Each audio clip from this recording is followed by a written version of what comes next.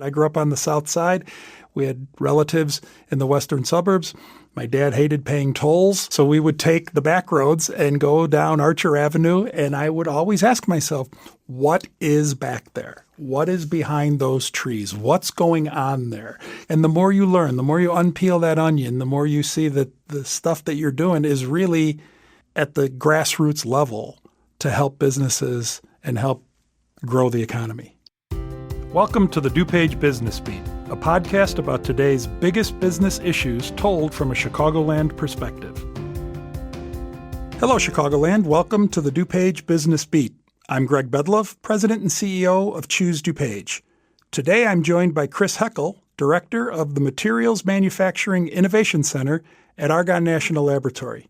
For those of you who don't know, Argonne is one of 17 Department of Energy national laboratories, and it's located right here in DuPage County.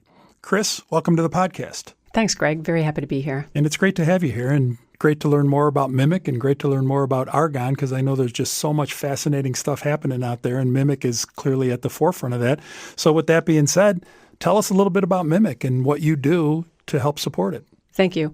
The Department of Energy, along with a lot of other government agencies, loves their TLAs, or three-letter acronyms. This one happens to be a four-letter acronym, MMIC, which we do call Mimic, the Materials Manufacturing Innovation Center. And so it's a center in which we make connections with the industry to hear what's important to them, bring that back to the lab, and then also transfer technology out of the lab into industry. So in geek terms, I'm a transfer function. Wow. So my first question that jumps to mind is, what kind of materials? So materials that we've been working with are, for example, novel cathode materials for next-generation batteries. So the nickel metal cathode that was invented and is in the Chevy Bolt and Volt was invented at Argonne maybe 25 years ago. And we continue to innovate and scale up and develop and transfer out to technology new battery chemistries. So that's an example of a material that we would be working with. And I'm assuming that battery technology is trying to make it find ways to make it last longer, be smaller, be lighter weight, because we know about what's happening in the EV world right now, and I know Argonne plays a big role in that. Yes. So it would be working with companies and working with lab researchers on what is the next generation material. Could be higher performing, like you talked about. Could be less expensive. Could be less lithium, so that we don't have to rely so much on importing materials from other countries. So do companies come to you? Do you go to companies? Do you work with trade shows, industrial associations, or how do you find the people that would come into Mimic, and how do you find those folks that you work with? We take all of the above kind of an approach. So last year, we went to 10 different conferences and exhibited. And so we had materials to talk about. We can talk to you about batteries. We could talk to you about CO2 capture. We can talk to you about hydrogen economy. We can talk about circular economy.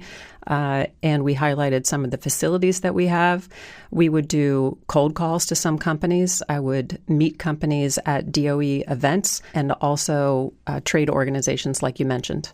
So staying on the battery theme for a minute, lithium-ion batteries, and I know nothing about batteries, full disclosure, but we always hear about changes in kind of the kinds of batteries and the source within the battery or the power source within the battery.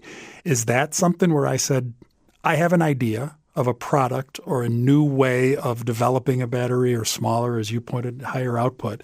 Do I reach out to you guys and say, here's my idea? How do I get involved if I'm that business? There's a lot of different ways. There's a lot of support in Chicagoland in general. There's a lot of support for entrepreneurs and for companies that want to do something new. So there's MHub, which is outreach of World Business Chicago. There's World Business Chicago in general. Argonne has something called the Chain Reaction Innovations Organization, which directly supports entrepreneurs, and we could talk a little bit about that. People can reach out to me directly. There's the Science and Technology Partnerships and Outreach Organization at Argonne, which is another way to kind of get in the door. So all of these options are available to support entrepreneurs here. And I do want to talk about chain reactions innovation in a minute. But before we get to that, maybe you can help our audience understand what that entry process is like into Mimic, kind of going back to, I think that it's fair to say that there's a lot of unknown regarding Argonne, as I mentioned earlier, and there might be some apprehension on businesses But my understanding is it's not that hard, is that it's much easier. So companies, it doesn't cost anything to have a conversation. Having conversations is super easy. And the first step I think that we would take would be scheduling phone calls, maybe a video meeting, exchanging some materials. Then we might graduate towards visits. And coming onto the lab, there is a little bit of a process to get on. Generally takes maybe a week, something like that, to fill out the paperwork and get the approval, because there are some things happening at the lab that we want to be really cautious about. But we attend conferences. We bring companies onto the lab all the time. Companies can come and tour people, individuals. Actually, there are public tours of the lab. So if you go to argonneanl.gov and search for public tours, people just can sign up to tour the lab, designated times throughout the month. But we do a lot of tours and show people the facilities, the capabilities. We engage with the different scientists, engineers, and innovators, talk about collaboration opportunities, and share our goals, what we might be interested in, and then figure out how we're going to work together. There's a couple of different ways to work financially with the lab. So companies can supply to the lab. So we hire vendors, right? We buy materials and equipment, and we've got a local supply base. And we also have an office of small and disadvantaged businesses, and we try to do outreach so that those companies can become suppliers to Argonne. But in terms of like innovating and working together, if there's a large organization and they want us to do work just for them and not talk about it to anybody, we can do that for cost. So the company would pay us the money. They would have any intellectual property that comes out of that, and we wouldn't be able to use it with anything else. The Department of Energy does have solicitations where they say, hey, we've got $15 million to give to the coolest ideas for the next generation carbon capture substrate material. So who's got a great idea for a carbon capture? And we would write a application joint with a company, and the Department of Energy would say, we love your idea, Argonne. Here, you get the $1.5 million. There are 7 other people that also get $1.5 million, but Argonne, you can have $1.5 million. And a company could get some of that money, or they might do what we call in-kind cost share. So maybe some experiments happen in their facility, and that would count as some of the money that the DOE would be accounting for. So that's another way that we could work together. What are kind of some of the things that you guys are seeing right now at Mimic in terms of new product development or carbon capture or battery? So I guess what I'm asking is, what's hot right now, Chris? What is everybody kind of chomping at the Argonne door to try to take advantage of? Definitely battery materials is a key aspect, but we are also working on any continuous flow kind of a process. So you can make things in a batch. Think of like cookies, sort of making them a couple at a time. Or you can do something that's more continuous. And so we can do batch reactions. We can do continuous flow reactions. We can do flame spray hydrolysis to make novel chemistries that people might use to make something specialized like a carbon capture adsorber. We work on catalyst materials so that increases the reaction rate of some kind of reaction that you want to have.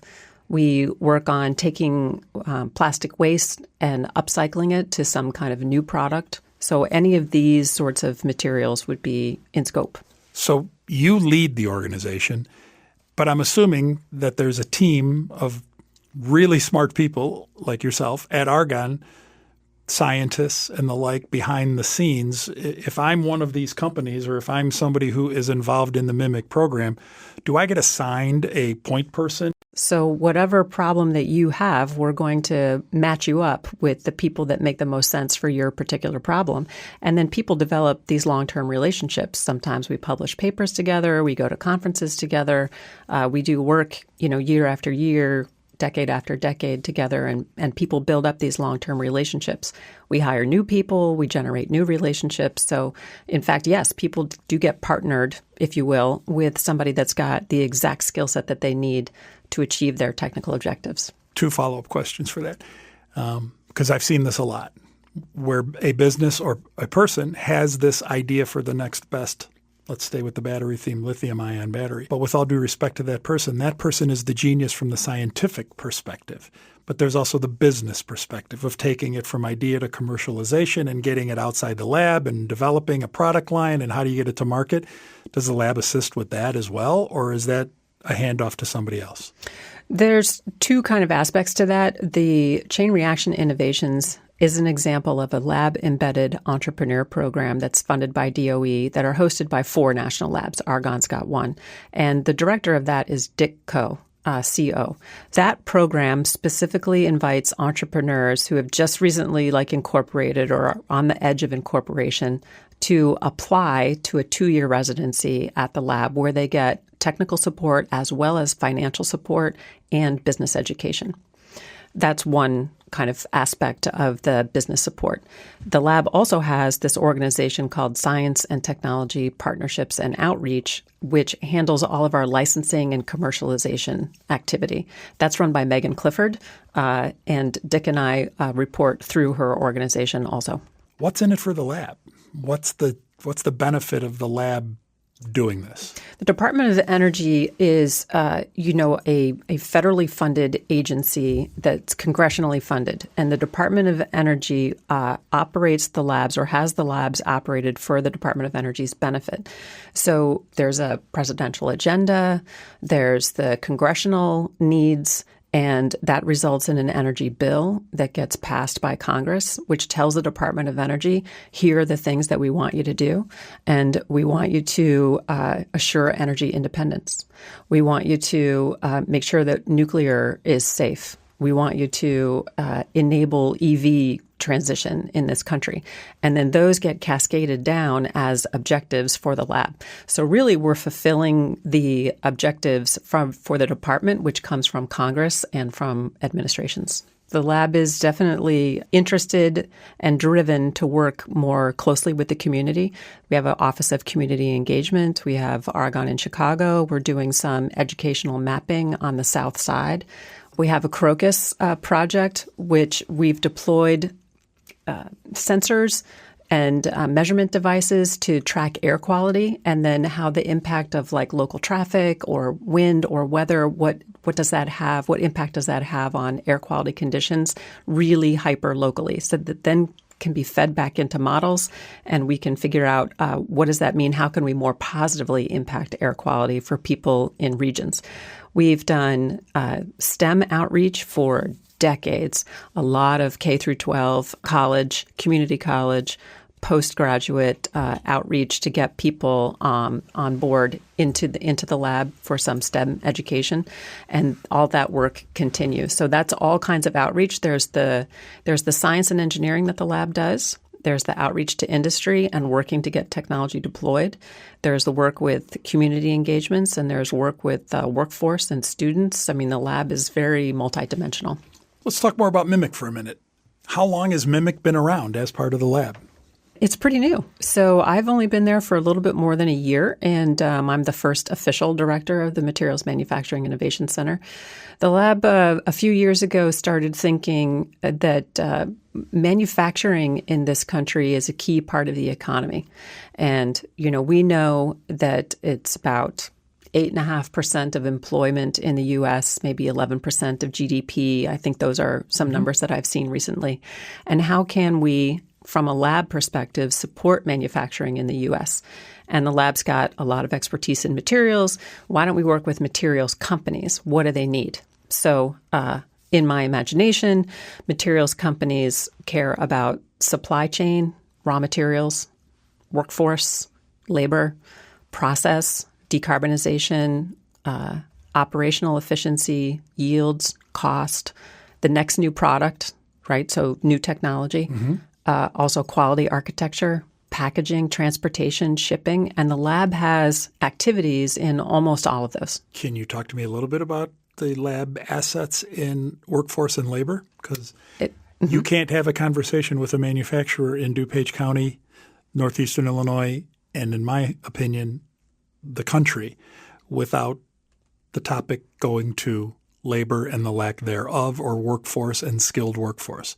Yeah, the lab for a long time has been working on STEM education. And so that's getting more people involved in STEM. That has been historically for the benefit of the lab, or getting more people involved in science, but also been running eco-car challenges of a variety of types for 30 years, funded by the Department of Energy. And the most recent one is called the Battery Workforce Challenge.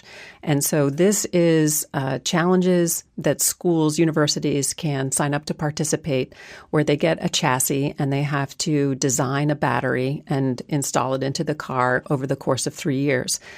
So that's college, but we're also reaching out to community colleges and into high schools to get people more involved in the battery workforce. We're also really heavily looking at what are the other kinds of workforce programs that would more directly impact manufacturing. So I think that we all know that trades is an undervalued skill set in this country. And so how can we get more apprenticeships? How can we work with high schools and even middle schools maybe to get that mentality out there that manufacturing is a really great job. It's not just a job, but it can lead to a career. So getting more people exposed. We've been networking and working with the Illinois Manufacturing Association, Illinois Manufacturing Excellence Center. I know they're working really hard on some workforce programs. We're collaborating with them. There's stuff happening in the northern part of the state where they have like signing days. So when they get students, high school students that agree to come work for the company, they sign them almost like sports. That's a really creative, innovative idea. So the Department of Energy and this administration in particular is really focused on workforce and getting more manufacturing jobs. And my friends in plants, they can hire engineers. That's not the issue. But they have trouble hiring electricians. They have trouble hiring plumbers. They have trouble hiring people who can install refractories or tin knockers, to put in all the HVAC systems. So these are things that I think that we really need. It's a strange and long overdue pivot that seems to be happening right now in the workforce and the labor market, where the focus for years, I'm probably guilty of it, was you're not only going to get a college education, you're going to get an advanced degree and maybe something beyond that. And I think that now the manufacturing world is feeling the effects of that mindset. And I'm tickled to hear you say that you're actually considering going into the middle schools, because for years, when the labor issues were presented to the economic development community, there was a hesitancy to go to the high schools. Now it's a given. You have to go to the high schools. And now people are starting to think that you've got to start exposing really young people to working with their hands again, cross-training again, recognizing that you're not on an assembly line and you're not just driving a widget into another widget, that one day you're going to need to learn how to program the machine and the next day you're going to need to learn about supply chain management and just-in-time delivery. And hopefully it's a big ship to turn around, right? I mean, it's not a small task to change that paradigm that quickly. So it's going to be a big task. Where do you see things going? Where does the lab and Mimic see things going in the next 3 to 5, maybe even 10 years? Yeah, that's a great question. I do think that manufacturing kind of as an industry has been raising their hand saying, hey, we need workforce. We need workers. We can't find the people. And so, finally, I think after a lot of hue and cry, there's people paying attention and trying to make some change and communicate that it's not Laverne and Shirley, It is more sophisticated work. So I think in the next few years, you're going to continue to see the lab figure out how we can support these sorts of educational opportunities. The lab's got a lot of resources. The Department of Energy has a lot of resources. We've got drive. We've got connections. We've got community engagements. We're a really good convener. We have this broad network and we know how to bring people together and have a conversation around, well, what would be useful? What could we do together? Yeah, and I'd love to hear that instead of the lab saying we're this big Department of Energy driven monolithic government structure and we're all going to develop the next greatest whatever the case may be. It sounds like you're going to the business community and saying, you guys tell us what you need. You're going to the manufacturers and saying, what are your pain points? Yes, we want to create opportunities for that, for sure, because we're not in an ivory tower looking down from on high saying this is the answer. We're saying we're here to help. We've got resources. We know smart people. Some of us are smart people. We know smart people. Let's figure out how we can work together to help to move the needle. What's the easiest, fastest way for somebody who wants to get engaged with the lab or Mimic to get started? Probably you could email me at heckle@anl.gov or go on to my LinkedIn page. That would probably be the fastest way. And, I'm likely not the right person for exactly what somebody needs, but I commit to making that connection for them. What else gets you excited about getting in there and going to work every morning and heading over to the lab? I am very much energized by the diversity of thought, experience, and perspective of the people at the lab. So we hire people from all walks of life who have different kinds of expertises. And for me, that cross-functional team kind of coming together, bringing their own ideas and in a space where we can talk openly and figure out what to do next is really energizing. So we've got people who want to make a difference. They're smart, they're creative, they have cool ideas. They want outlets for those cool ideas. Most people who invent things don't want to invent something that's going to sit on the shelf. They want to invent something that's going to be deployed. And so they're not great at the deployment part, but they're really good at the invention part. So they ask me, help me make connections so that I can get this technology out into the marketplace so it can be useful to people. Nobody wants to invent the next big battery and then have it sit on the shelf for 25 years. We actually, Choose DuPage, had a board meeting, and Argonne was kind enough to host that board meeting, and Director Kearns was giving a presentation on the lab, and the conversation quickly turned to labor. We've said it a bunch of times during this conversation. You hire really smart people. How is labor in that really smart people universe impacting the lab right now? Like everybody, there's a lot of transition. And so before this role, I spent more than 20 years at one company, and I don't think you're going to see that too much in the future, So people get 4 or 5 years experience and then they want to go and learn something else. And so there's a lot of transition like that. I think that's going to continue. I think the competition for talent, all kinds of talent. So, we have scientists, but we also have technicians and we have operators and we have 24/7 coverage. We have health, safety, and welfare. We have all these different kind of skill sets, and they're all smart, in their way. And so we compete for them. One of the strengths of why would you want to work for a national lab? So if you could work for Tesla, and make a little bit more than you can make at the national lab, why would you work at a lab? It's patriotic. It's serving your country. It's you're on the forefront of technology. You're not in it to make money. You're in it because you're doing something that's useful, that's going to have a legacy, that's going to last. These are the selling points that we can use to try to recruit people to the lab. I had never thought of that. And I got to tell you, I had a little goosebumps there because that is really cool.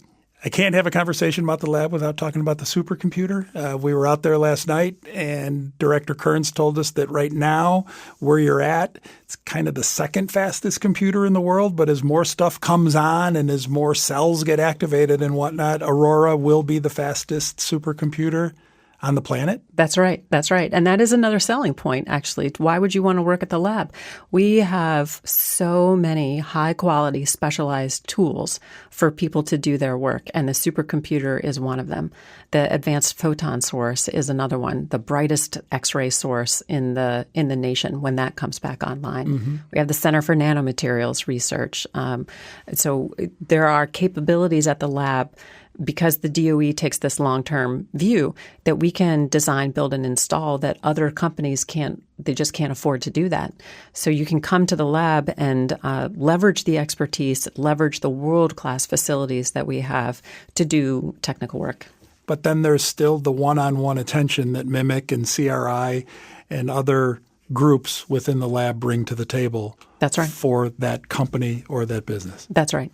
I mean, it is every time I learn more about the lab, and I've been involved with the lab for going on 20 years now, I learned something new and exciting about the lab that I thought, again, because I was that guy, I'll never forget, I grew up on the South Side. We had relatives in the western suburbs. My dad hated paying tolls. Ironically, I was the director of the tollway for a period of time. So we would take the back roads and go down Archer Avenue, and I would always ask myself, what is back there? What is behind those trees? What's going on there? And the more you learn, the more you unpeel that onion, the more you see that the stuff that you're doing is really at the grassroots level to help businesses and help grow the economy. It's a hidden gem. I mean, and, we don't want it to be hidden. We want the gemness, if you will, to be really public. Yeah. And not only Argonne National Lab, but also Fermi National Lab.